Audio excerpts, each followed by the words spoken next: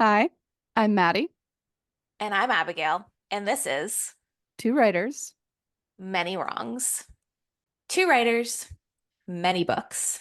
Today, we are talking about reading and why it's important to be a reader if you are going to be a writer. Yes, I think a lot of us writers, we like to hoard books too. So I have quite the collection of books. We can see Mm, Abigail's bookshelf behind yes. her if you're watching on a visual medium. We joke at the bookstore there's a difference between a bookworm and a book dragon. Because bookworms are, voracious readers. They Right. consume a lot of books, and then book dragons, they might not read as much, but they like to collect them and they hoard books. So we always joke with our customers, are you a bookworm or a book dragon? Like my mom's a bookworm. She reads a book and donates it. She doesn't keep basically any books. It's crazy. What if you're like both? I mean, I don't know what you would be. Maybe like a dragon worm, A dragon worm? a little worm with wings. Because it's like I read a book and then I want it on my shelf like a trophy. Yeah. I mean, I think that just collecting books in general is more of a writerly kind of thing because we like to be surrounded by that inspiration. Whereas I know a Or lot of readers who are just readers who don't feel the need to collect the books. So I don't yeah, know. because I refer like I'll grab a book off a shelf and like Hmm. flip to a page and be like, oh, yes, I remember I wanted to look at this part for my writing. I Yeah, did that that's nice. recently. Oh, I love that. What book was Yeah. it? Mrs. Dalloway Oh, by okay. Virginia Woolf. I have this white bookshelf here. The top two shelves are all of my like books on writing and stuff. So Okay. I keep them closer to my desk when I need to get some inspiration and read about writing. I have a little shelf under my monitor, and that's Hmm. where I keep my favorite craft books.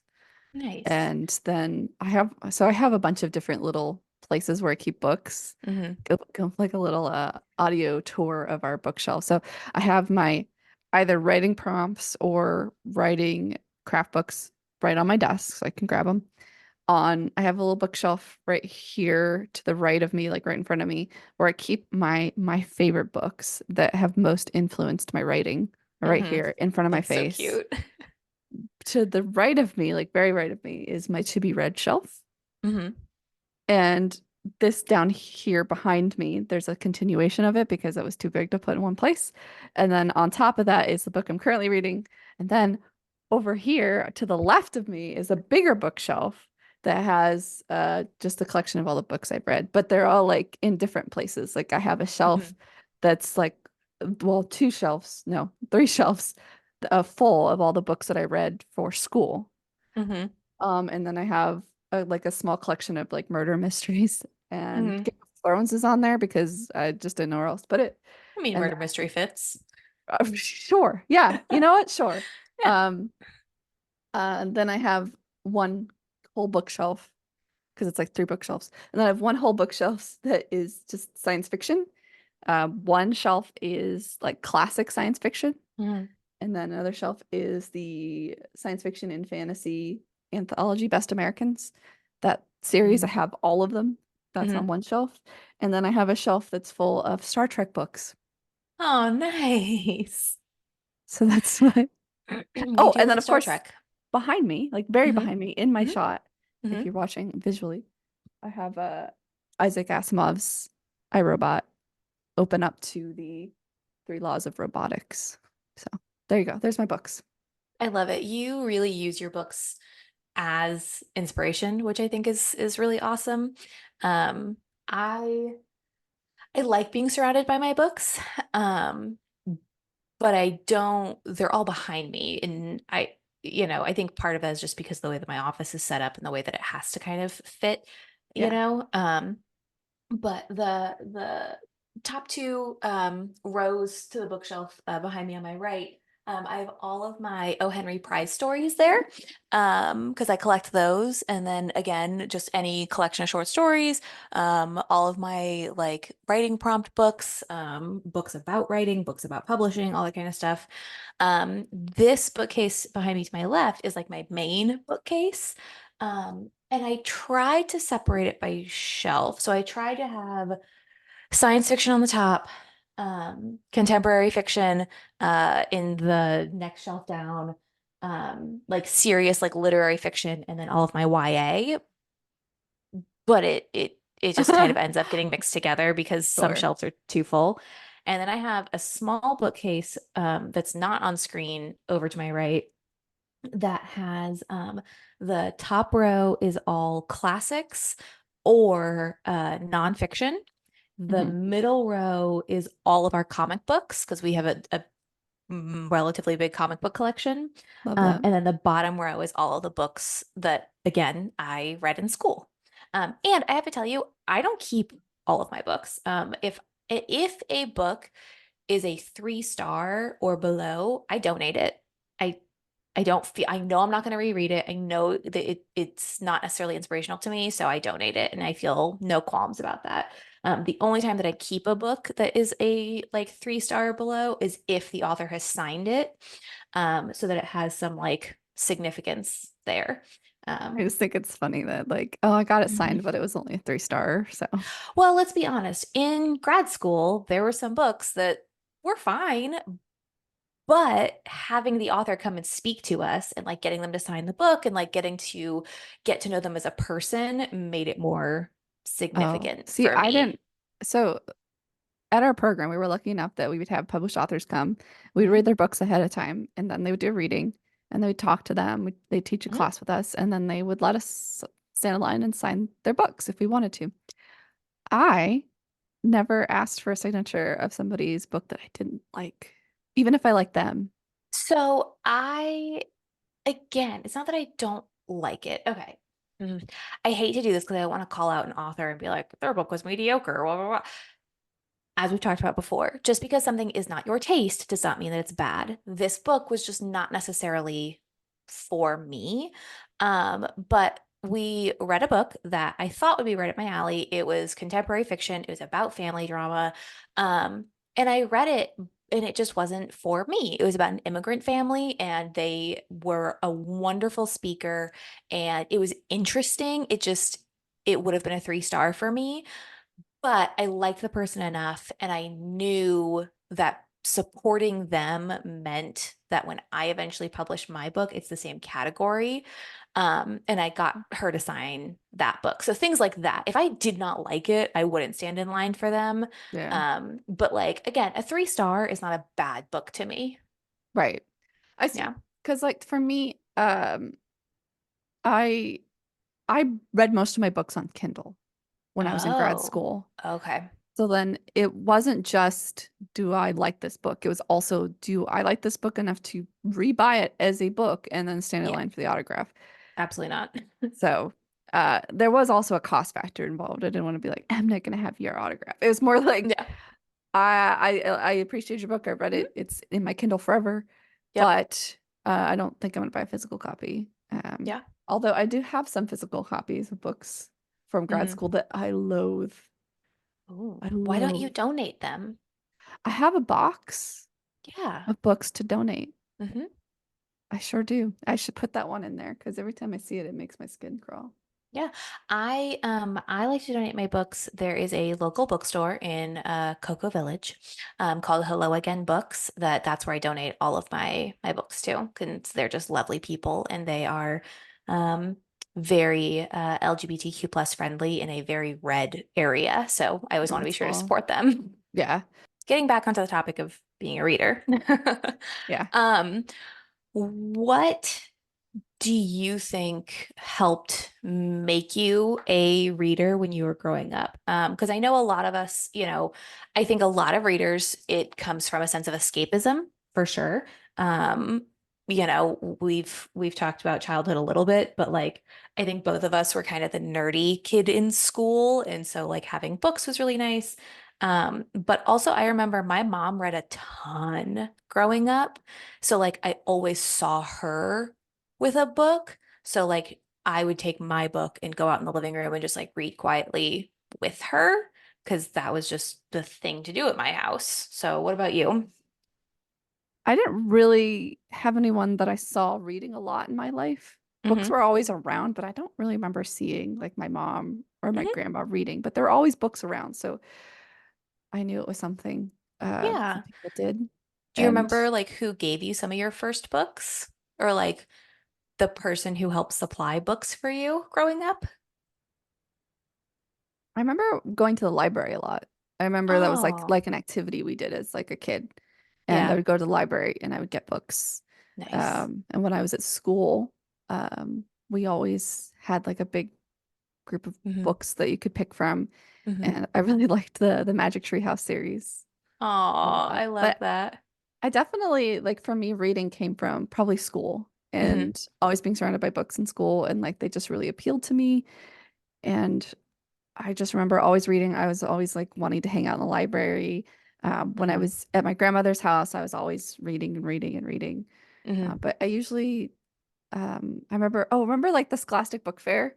Oh my Did gosh, they have yes. that? And they would like Hmm. they'd bring a little catalog, and I'd Hmm. pick some books, and I'd beg my mom to let me buy some, and then I'd see them sitting on my desk.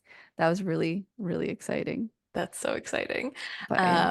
I love that. I remember like going to the library a little bit as a kid, but my mom has this weird thing about the library where she is convinced that people read the books in the bathtub and she doesn't want to use a book that somebody else has read. It's the weirdest thing.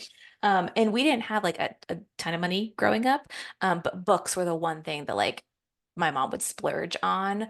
Um, and we would go to Barnes and Noble like all the time. Like that was like a Sunday night routine kind of thing. And so, my mom's a really fast reader, so she would like read a whole book in Barnes and Noble, never buying it. But she would also buy at least one hardcover book like a month kind of thing.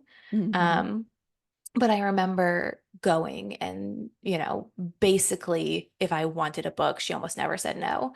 And kind of having that constant supply there, Yeah. um, which was really nice. But, I don't know. I was one of those kids who I got grounded from reading growing up What? because, yeah, I would wake up in the morning for school and sit and read my book and not get dressed, not brush my teeth, not whatever. So my mom would be like screaming at me, like, we have to go. With like, scrambling to whatever.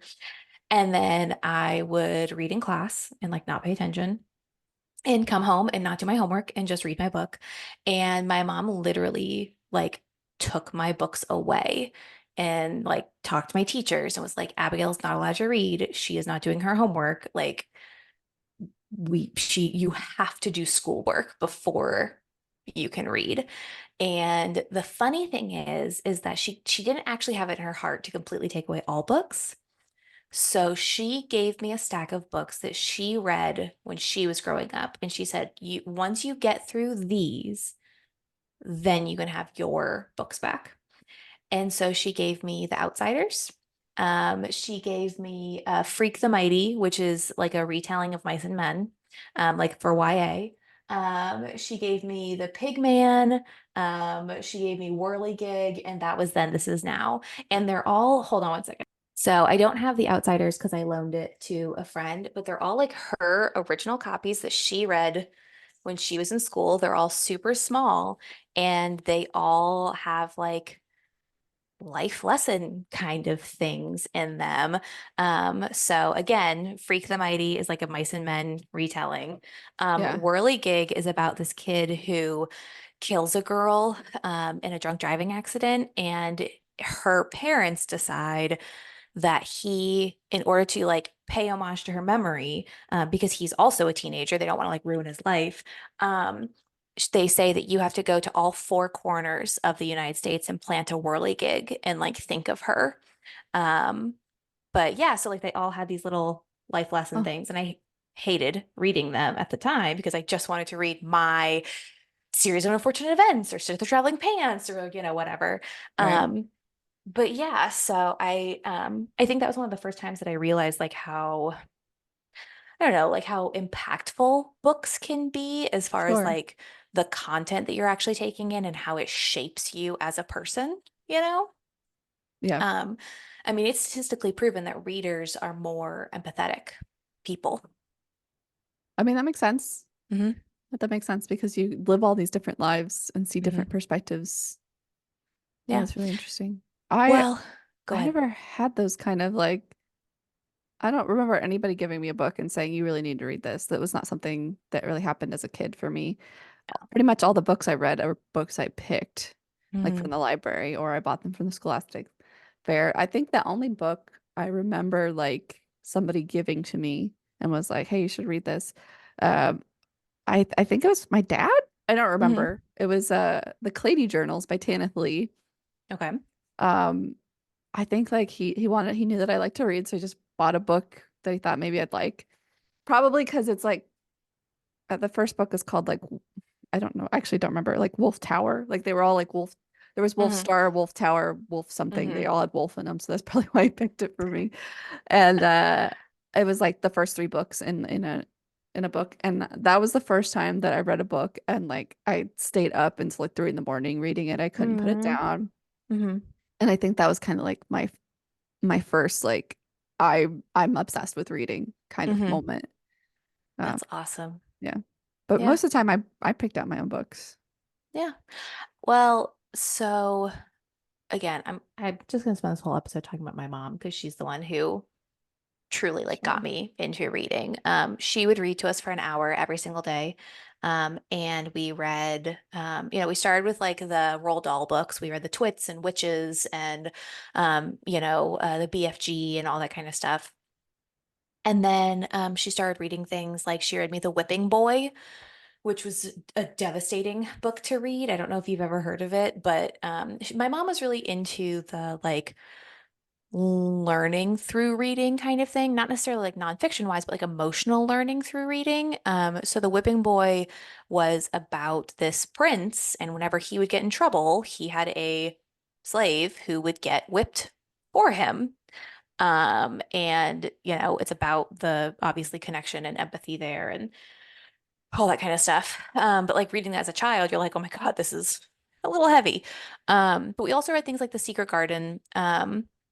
We read every single Harry Potter book aloud together, and the seventh book actually came out my senior year of high school. And I went to Barnes& and Noble and picked it up and came home and was like, all right, like, let's do this. And she was like, you're 17, like, you can read it on your own. I was like, no, like, we started this together, we're finishing this together. Well, Yeah, so like reading has always been, I think, a connection for me and my mom, and even my grandmother. Like, she always had books growing up and was always reading and all that kind of stuff. So I feel like I come from like a long line of readers, but now that I've had a child, like I am very worried about like how do you make somebody a reader? And like kind of examining my own experience with books in that as yeah. well.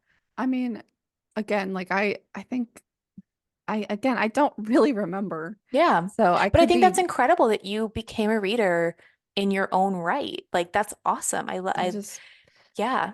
I'm sure like there were moments where like I was read to or books that Hmm. were given to me as a kid, but I just don't remember that. But I do remember Yeah. like really liking books Hmm. and being it was just so fun to be transported to a different Hmm. world.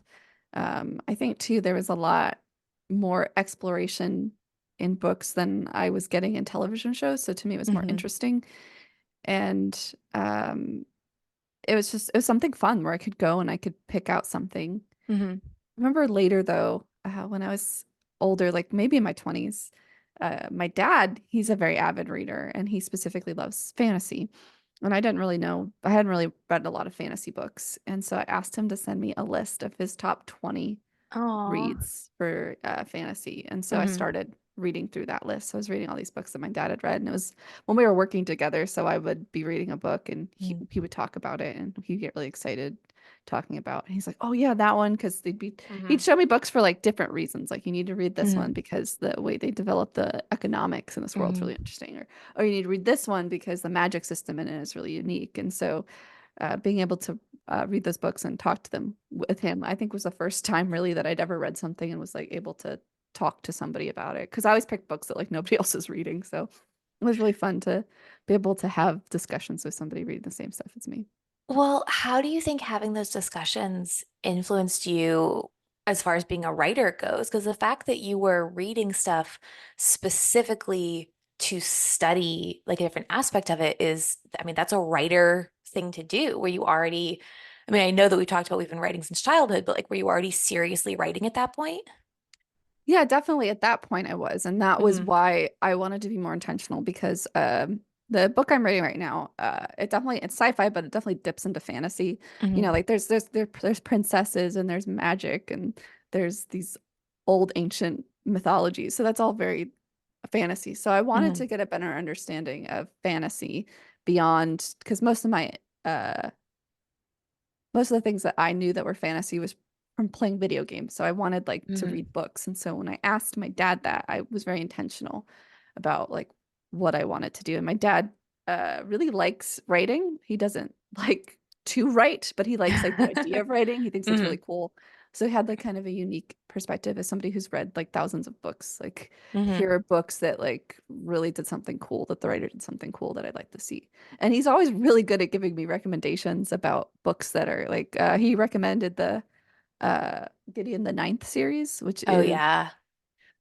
some of the like the coolest writing I've ever seen because like she Mm-hmm. does some really wacky things in there that are really impressive. And he's the one who recommended that to me Mm-hmm. specifically because of how the writing was. So I think to having that him have that kind of eye, not just for reading, Mm-hmm. but he like sees like this is really cool writing is kind of cool. Do you think you'd ever have your dad be a beta reader for your book? Definitely. I mean, he's read part of it before, Hmm. like an earlier version of it, but yeah, definitely. That's so cool. What are you reading right now? I'm reading The Fractured Dark by Megan Mm, O'Keefe. It is the second book in a trilogy. nice. We The love a third series. the third part comes out like in 2 weeks. Maybe it's this week. I don't know. Oh, It's this month. nice. So I pre-ordered that. I'd never read her stuff before, but she's kind of in the same space as me, no pun Hmm. intended. She writes feminist, I would say feminist space operas.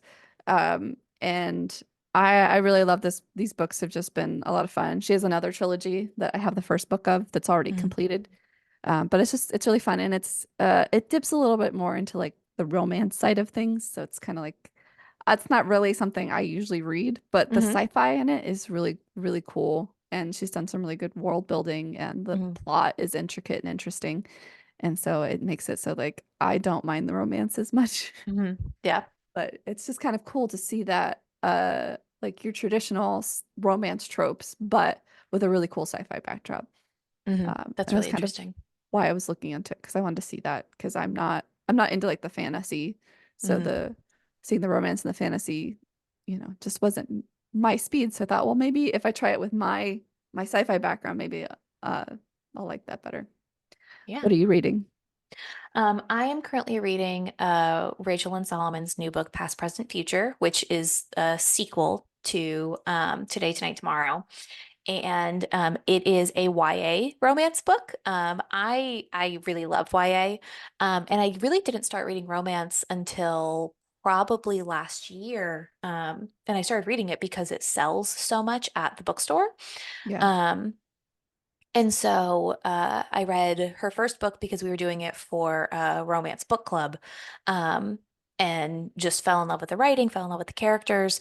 And it really took me back to the pure joy of reading. So, Mm, when I was in middle school, high school, that was a lot of what I read was, YA. And at the time, it wasn't categorized as romance. It was just kind of like what you were reading. So it was a lot of, John Green, Sarah Dessen, like that kind of stuff.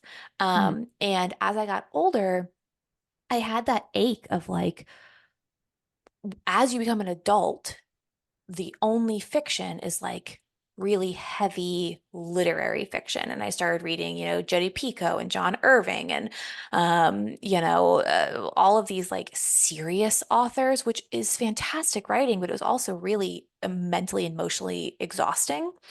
And I was like, I wish that there was like young adult or new adult fiction that had the same just like everyday vibes as what I used to read in high school. And the funny thing is, like, that's when I found the romance genre. Because growing up, I always thought the romance genre was just like sex, just straight sex.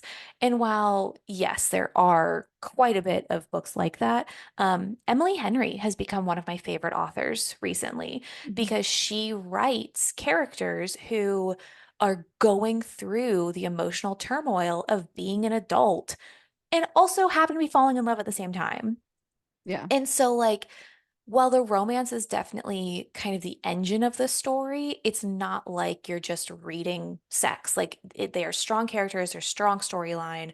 Mhm. And it just reminded me of like the joy of reading and like reading for pleasure. And I still enjoy reading those heavier books from time to time. But I do need like a palate cleanser, in between. Um, the other thing is like, I don't know about you, but when I am starting to write a story, I try not to read anything similar to what I'm working on because I don't want to be influenced by it. So like once I'm in the editing stages, it doesn't matter as much, but like I wasn't reading adult contemporary for a long time while I was writing my book because I was like, I don't want to be influenced and accidentally have this like seep into my work in some way. So I was reading a lot of sci-fi fantasy at the time. And it's nice to have this still like contemporary grounded genre that's not going to influence my writing in some way. That's really interesting because, like, for me, when I was writing the original draft, I was Mm-hmm. reading a ton of books that were similar to what I was writing Mm-hmm. because I wanted to understand what I was doing better. And I was mostly looking for like formatting. It wasn't so much like I knew what my story was going to be because I Mm-hmm. think again this comes back to planning versus I plotting. was just about to say that. Oh, sorry, planning versus pantsing. Yeah. Um, because I knew exactly what I wanted to write, but I Mm-hmm. wasn't sure like structurally, foundationally. So I was looking for like more stuff like how are they structuring the point of view? How are they managing multiple timelines? How um what are like the beats? At what point in the story does it move this way? Like how many hints are they dropping about like the big Mm-hmm. lore? And like that was the kind of stuff I was looking for when I was reading stuff that was similar to my stuff because I knew it wasn't going to influence it. So like the closer I got to a book that was like what I was doing, like when I read Dune, that was like the closest thing that Mm-hmm. I'd read that was like what I was doing. I was so excited because I was like, like there's something that's like what I'm doing and like this can help me. So that's interesting. I also like to read nonfiction. Mm-hmm.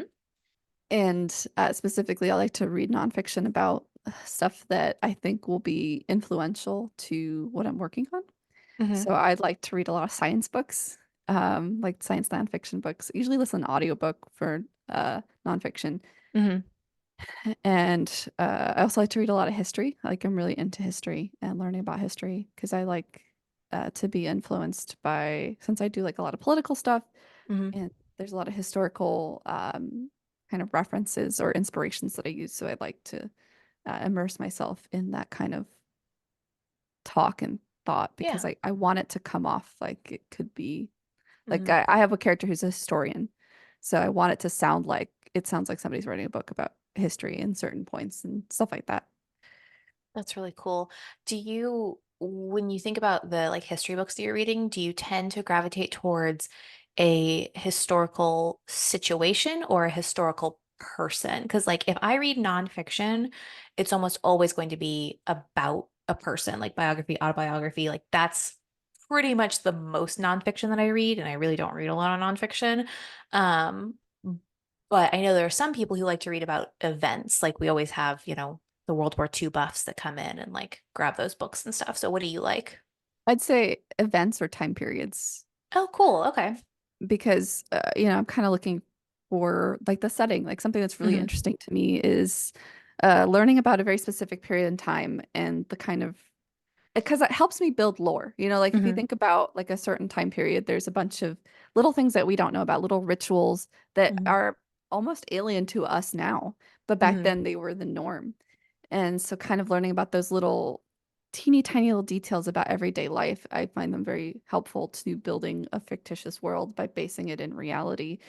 But and I've read books about war because my book Hmm. is it's about a war that's going to take place. So I'm looking into like military strategy. I've read The Hmm. Art of War and like stuff like that to kind of build the groundwork for being a having military strategy in my book that's not completely out of left field. Hmm. So but just kind of immersing myself in a bunch of things that my book touches Hmm. and pulling from here and there and then doing deeper research on stuff that I find like interesting or want to know more about.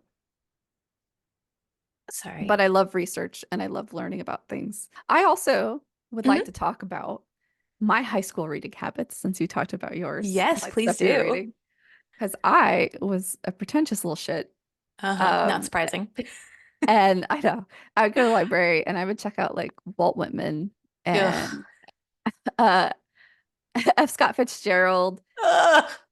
And I checked out like a big stuff stack of Hmm. books like that. And I went up Hmm. to the librarian and I'd have like a big stack of books. And she's like, Hmm. really?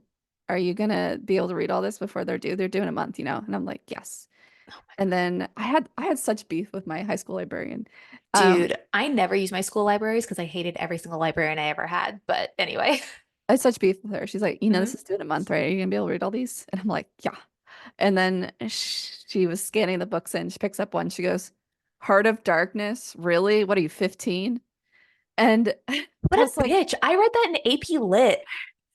I was like, but I was doing it. This wasn't for school. Like this was just for fun. No, I get And that. But what do you mean, what are you 15? I was reading that as an 18-year-old in a senior level class. anyway, Ugh. and then I came back like a week later, turning them all in. She's like, "Did you read all these?" And I said, "Yeah." And she's like, "You don't have any friends, do you?" Oh my I mean, God. she wasn't wrong, but it wasn't nice. That librarian has a special place in high school hell. What a nasty person. I know, but Oh. I kind of low key love that she would just drag me because and she was right. Like she's like, girl, Hmm. like, what are you doing? Like, who are you trying to impress? Like, it's literally just I you mean, sitting at a her, table. clearly. Like, Oh my God. That had to have hurt. What grade were you in, do you know? I was probably a freshman. Oh my God. So you were actually 15. I was actually 15, yeah. Oof, I have beef with this lady. But no, she was right. She was right. She's like, read something a little more fun. Oh my She God. she um she actually gave me a book to read. It Hmm. was The Time Traveler's Wife. Oh, I love that book. I read a chapter, I hated it. I put it down, Oh my. never finished it. Have you seen the movie? No. Oh my God. Well, so because like the first chapter is a sex scene, Hmm. and I was like a very Yeah. No, prude I get, yeah. conservative. Hmm. That was why I put it down. I was like, I can't read Yeah. this. No, I've yeah, never you been grew. kissed. Yeah. Yeah. Oh my gosh, that's so funny. It's a good book. It's a great movie too. I It's love they also made it into a TV show that made it way creepier. But anyway. Um, that's hilarious that yeah, that but happened to you. those all I read was Hmm. like the classics, Hmm. stuff like that. I think that I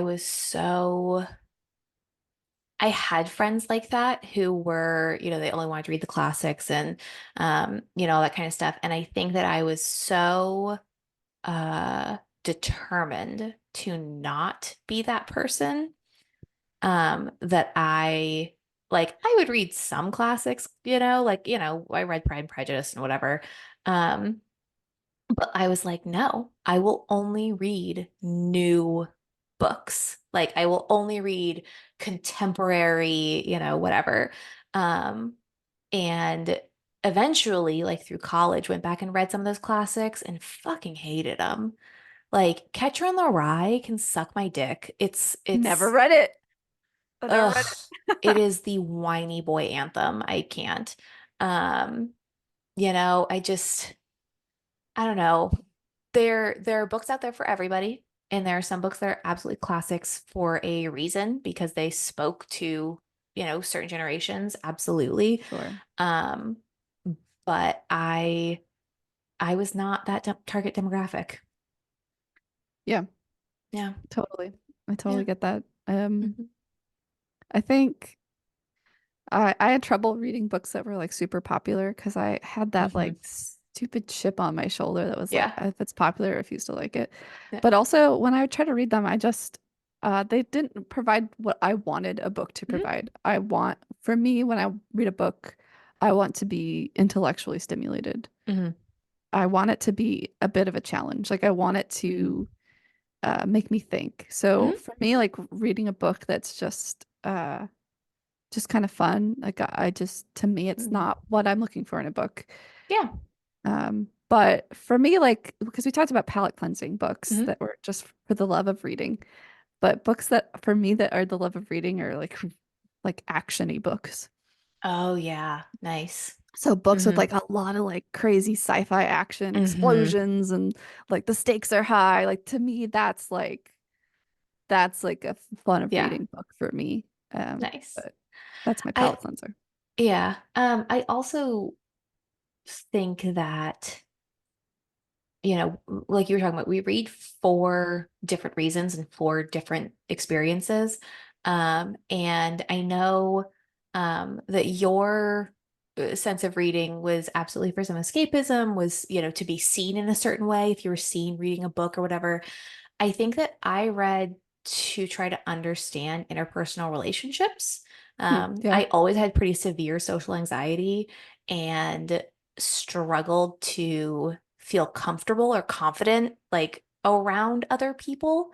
And so I feel like partly why I read a lot of contemporary fiction was for that interpersonal Mm. relationship, like to understand that kind of stuff. Like I remember my absolute favorite books growing up were Sister of the Traveling Pants because I never had that type of friendship. I never experienced something like that. And so that was my form of escapism was like, oh, what if I had a lifelong childhood best friend? Like that'd be cool, you know? Um, but it made me think what you were saying. There's a quote from Toni Morrison that I don't know it exactly, but basically she says, reading should not be a pleasure. Reading is a privilege, and you should have to work at it. Hmm. And obviously, I understand where she's coming from, but I personally, like, fundamentally disagree with that because I think that if reading is not a pleasure, we will never learn from it. There are too many students that I've had who have always had to read as a chore and nothing sinks in. And it's not until they read one of like the contemporary books that I teach in my class that they're like, oh shit, I really love this. And it spoke to me and I understood it. And I feel like that's kind of the magic of reading is there's so many different things out there that fit every single person. Hmm. But if you keep being shoved down into what other people think is good for you, you're never going to find what you really love. Yeah, I really love that because I have my own, things that I really like to read, and I know that what I read is not for everybody. But I love when people tell me that they read and that I hate when they get embarrassed. They're like, "Oh, I only read, fairy smut." And I was like, "I love that you read. I Yeah. love that there's a book for you." Mm-hmm. And I never want to make someone feel bad for like the type of books that they like. Mm-hmm. Um, but I did want to circle back really quick to you talking about the reason you read the books you read was Mm-hmm. because of feeling socially rejected, perhaps. Yeah. I was the same way, but I gave up on fitting Oh. in. I was like, I didn't think like, oh, let me learn Mm-hmm. interpersonal skills so that I could Mm-hmm. make friends. I was like, I'm never gonna make friends. That's whatever. But you know what I'm good at? Mm-hmm. I'm good at academics. I'm really Mm-hmm. smart. And I'm like, I can. use books to learn and increase my smarts. So I Hmm. like dug into the one thing I knew I was really good at, and that Hmm. was being smart. And so I I, started reading smart books so that I could become a professor. Like I wanted to get a PhD in English. So I oh, wanted to damn. start early Hmm. Yeah. and do that. I also think that might be the difference between having siblings and not having siblings is I was a freshman when my brother was a senior, and like he was a super social person. Of course, we learned later on like he was masking the whole time, but he was really good at it. Like he was the life of the party. He always had a million people around him. Very, very, very social. And I was like, I know I can do this. I just have to figure out how. Um, and I was, again, I really don't have any like childhood lifelong friends. My oldest friends that I have are like, yes, they're from middle school, but we don't talk often. You know what I Mhm. mean? So it's more of like the casual friendship. So it was always kind of that longing of like, I want to find somebody who's going to be my friend for the rest of my life. I want to find somebody who's going to be, the godmother to my children, who, will know me better than anybody, blah, blah, blah. And like, obviously, I married my high school sweetheart. Like, I got that in a very different way, Yeah, yeah, you sure. know? Um, but I think that that might be the difference between like I had siblings and you didn't. Of I was like, genetically speaking, we are the same. If he can do it, I can do it, kind I of love that. thing, you know? Yeah. Yeah. I just, I was like, it Yeah. was one of those things I accepted that wasn't for me. Like Hmm. I'm supposed to be alone. That's okay. I can be smart. That could be my thing. I can be That breaks my alone and heart. smart. But it also makes me laugh so much that, I know. again, this entire friendship is me forcing myself on you and being like, you will be my friend. Because, again, it shows the personality. If you're like, I don't know, I mean, if it happens, it happens, whatever. And I'm like, Right. no, this is going to happen. I'm going to make it fucking happen. I mean, like, so, but I also want to point out the fact that, I was a teenager then, so I was a little dramatic Absolutely. too. So like, Yeah. I was like, I'm Hmm. just destined to be alone, but Yeah. I can be a lonely genius. Oh my God, you're so funny. You're so funny. Um, I'm not even that smart, but like, it was yeah. just, Yeah. Was there a book growing up that like maybe inspired you to start writing? yes. And it's a weird one. I think Hmm. I've mentioned it before. It is The Hound of the Baskerville by Sir Arthur Conan Doyle. Oh, interesting. Okay. I read that when I was 10. Okay. It was on the bookshelf in my fifth grade classroom. I don't know why, because that's kind of a tough read for a 10-year-old. Yeah, very advanced. But it was like after the FCAT, I went up there and I was looking at books and it had a dog on the front. There you go. So I picked it up and I read it and I was so in love with the language because it was so different. Hmm. It was in that Victorian English. It was so different than anything I read. So it was like kind of a challenge when I Hmm. started reading it. And I kind of was like, okay, like I want to try and read this. So it became kind of like a little project that I had to do to kind of decipher and learn how to read it.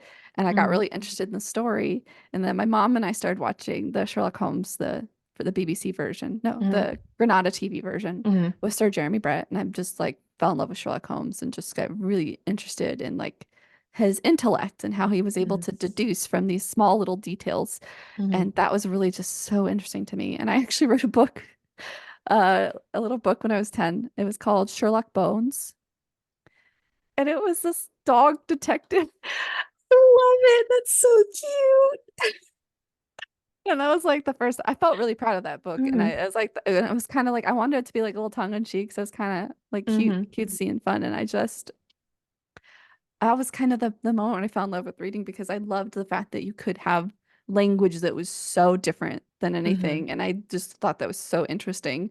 And it was such like a completely different time period. I don't know. There's Hmm. just something about it that really was like, I didn't know you could do this. And I know it's kind of old, but I think it was just kind of opened my perspective of what a book could be. Hmm.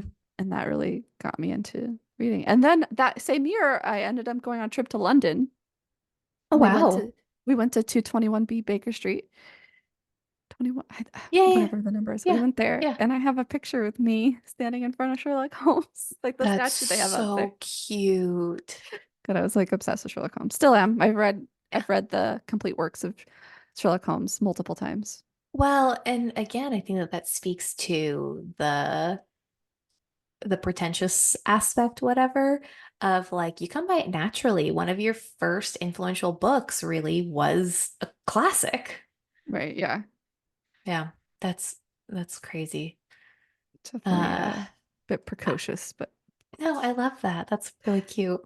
but I think like, it's like I wasn't reading that stuff to like prove I was better than everybody. I was just what No, I was yeah, naturally more interested in. But then it right. made me seem pretentious, what I didn't mean to be. Hmm. I really loved seeing Hmm. different time periods and the different ways people like Hmm. same language but completely different way of phrasing things. That was something I got really interested in, words and Hmm. how you could move them around and make things sound so different. I Yeah, think that's what it was.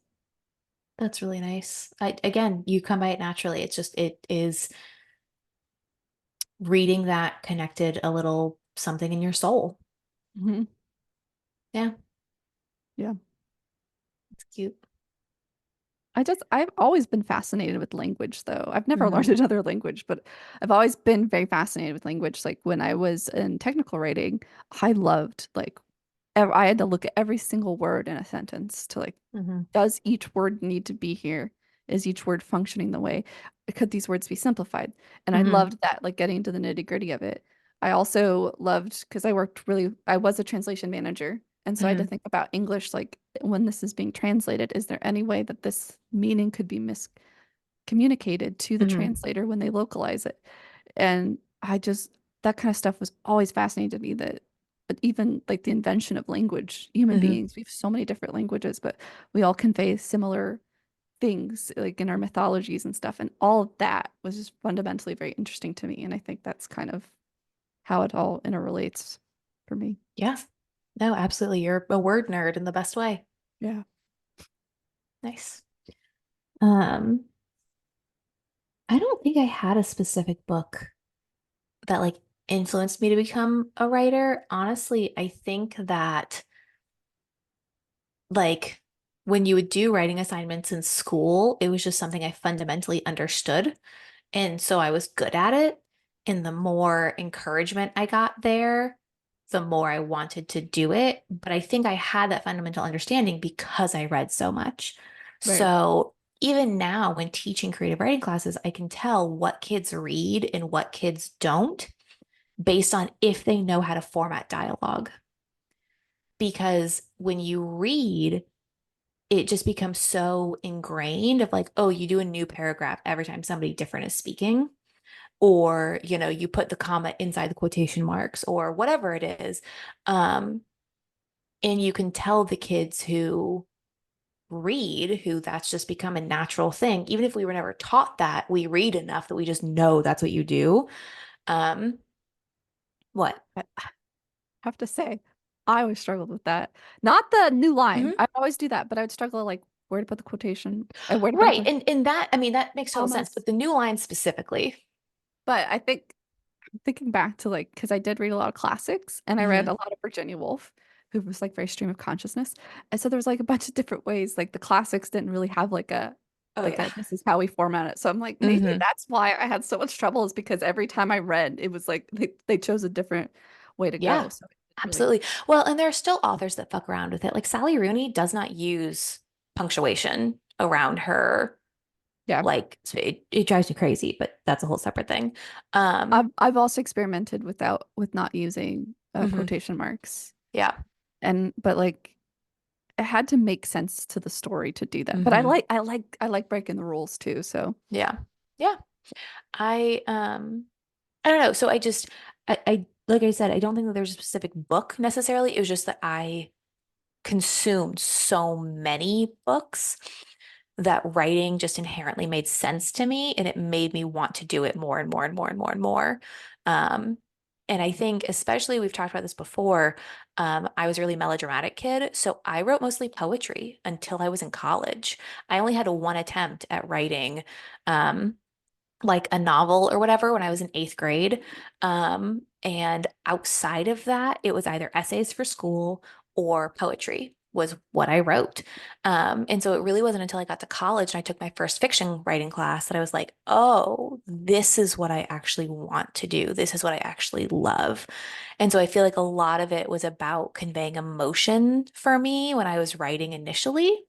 And then eventually it became a like, oh, I have a story worth telling, Hmm. you know?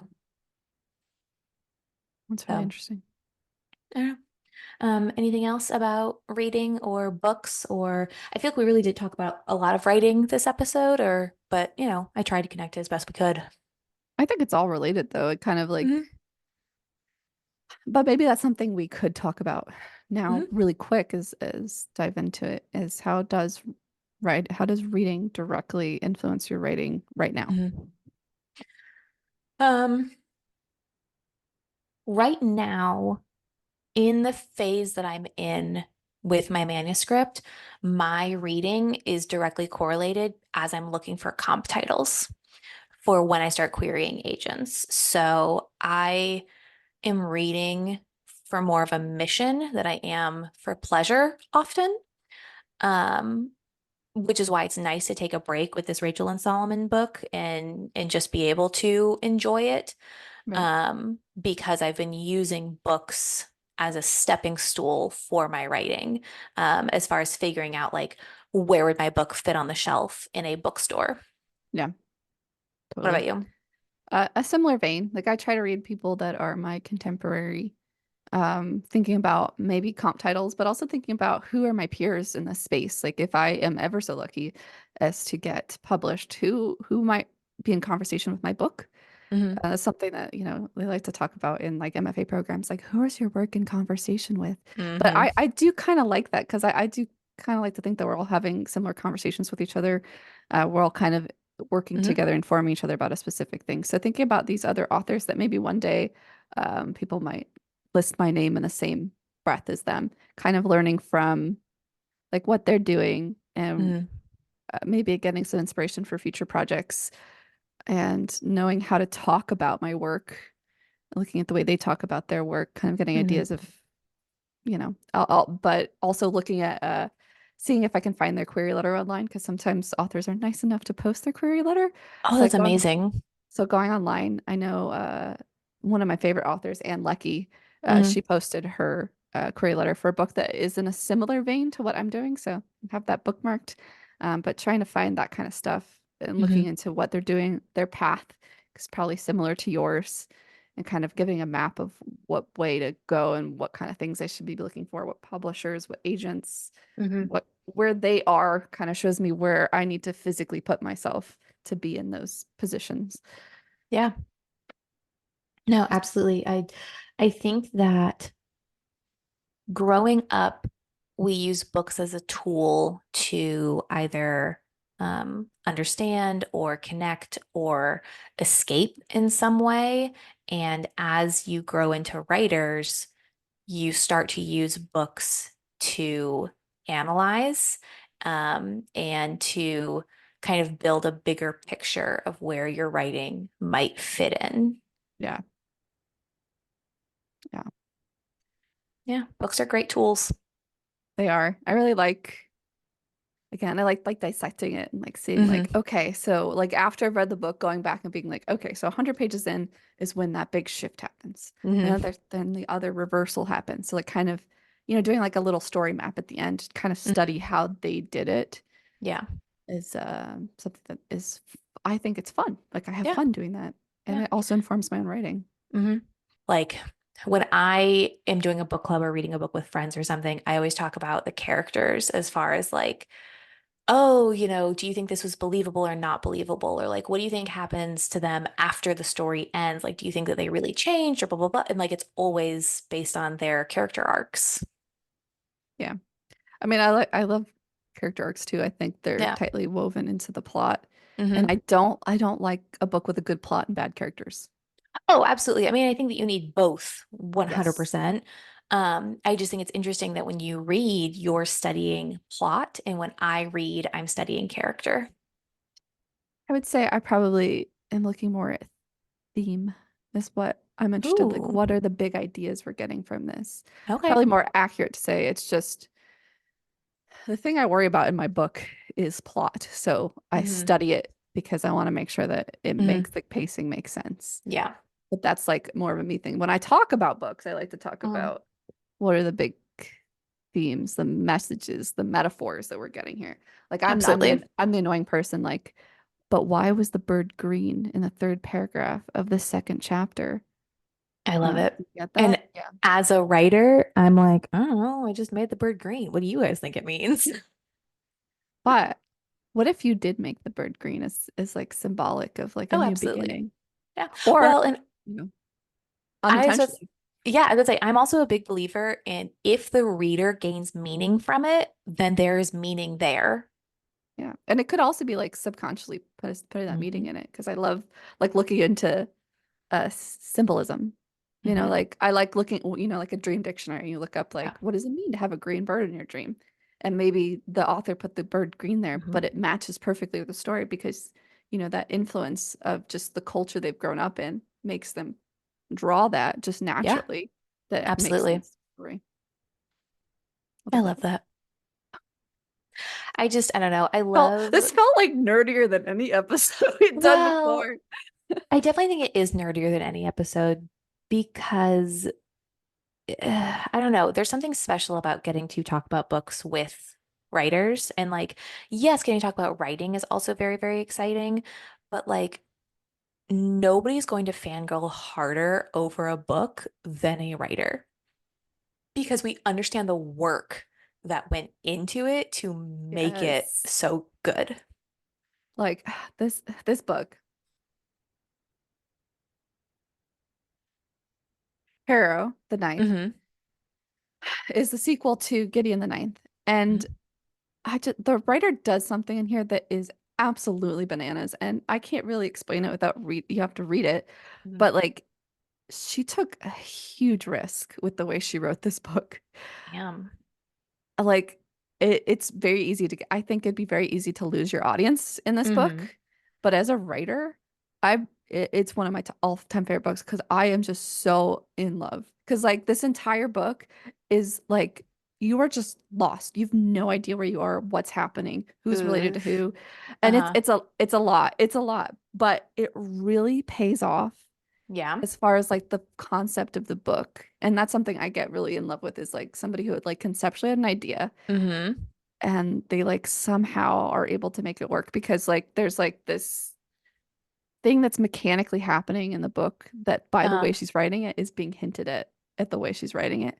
But it doesn't Oh. until like maybe like at this point like so like you've got your like a last 100 pages Oh it my like God. reveals why it's been written that way and you're like Hmm. oh my, this is brilliant. It This is makes so me think scary. of Westworld. I think it was season two, how some of it, the screen had bars and some of it was full screen. And like it wasn't until like the second to last episode that you find out that if it has bars, it was in the past, and if it doesn't, it's in the present. Yeah. And like that kind of, so I that's really interesting because I'm used to that kind of hinting at in a visual medium.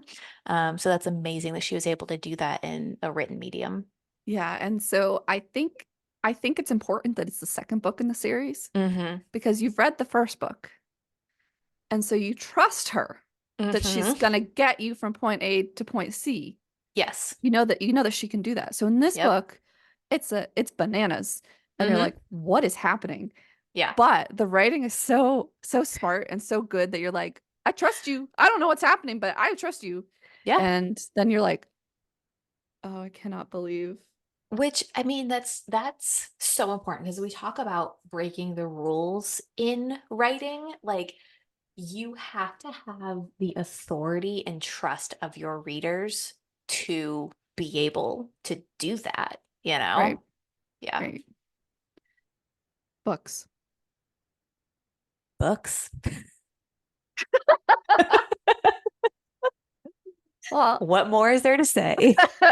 nothing. I BOOKS. We got them books. we like big books and we cannot lie. Eh, I like big books. The You bigger the love book, big books. I do love me a big book. The bigger the book, the bigger the brain. I don't know if that's true. Oh Anyway, God. Anyway, this was so fun talking about books. Again, yeah, I really love how you and I are very different in like constantly. so many things. But I really love that. And it's really fun and refreshing to talk to someone who like appreciates the kind of stuff that Hmm. I like, but has a very different taste. Hmm. And I think that's how it should be, you know? Shouldn't be shamed Right. for what you like to read, even if you Absolutely. are a pretentious asshole like me, you know? Or Like if you like reading smutty romance, that's fine. no shame, no shame. Um, I'm actually kind of jealous of people that like that because I was like, I wish that could be me, but instead, you know, yeah, I can't do the full smut romance. It makes me uncomfortable. sure, But Emily Henry, fantastic. love that. Um, yeah, I think it's important because it once again reminds us that like there is something out there for everybody. And if you think that you're not a reader, you probably are. You just haven't found the right book. And I think that if you are a writer who doesn't read, that you are doing yourself and the medium a great disservice. Agreed. Because I think to be a strong writer, you have to be a strong reader. Yeah. And, there's so many different ways that you can digest a book. You can Hmm. get hardcover, you can get like a book, a physical book, you can have a Hmm. Kindle. And I think that if you Hmm. just listen to audiobooks, you're still a reader. Oh yeah, I love audiobooks. I love Absolutely. audiobooks. Hmm. So, whatever medium you can get it, or if you just Hmm. want somebody to read to you, Yeah. that's really sweet and really nice. That was the deal that my college roommate and I had in college is that I would cook us dinner if she would sit there and read my books aloud to me because I she love hated that. cooking. I love that because Hmm. I just visited some people and they told me that this couple they take turns reading to each other. Like they'll pick Oh. a book and they'll Hmm. both sit on the couch and they'll take turns reading the book to each other. That's I think that books are such a great connector. Like I said earlier, they are proven to make people more empathetic because they force us to experience things outside of ourselves. Yeah, And then the community of discussing a book that you really love, they just I think that similar to writing, where people think it's a very isolating thing, you have to sit there and write alone in your office. I think people think the same thing about reading, is that you sit there and you do it by yourself and whatever. And the truth of the matter is, they're both community activities. There's yeah. a reason why people love being a part of book clubs. I'm Abigail, And I'm Maddie, and this has been two writers. Many Wrongs.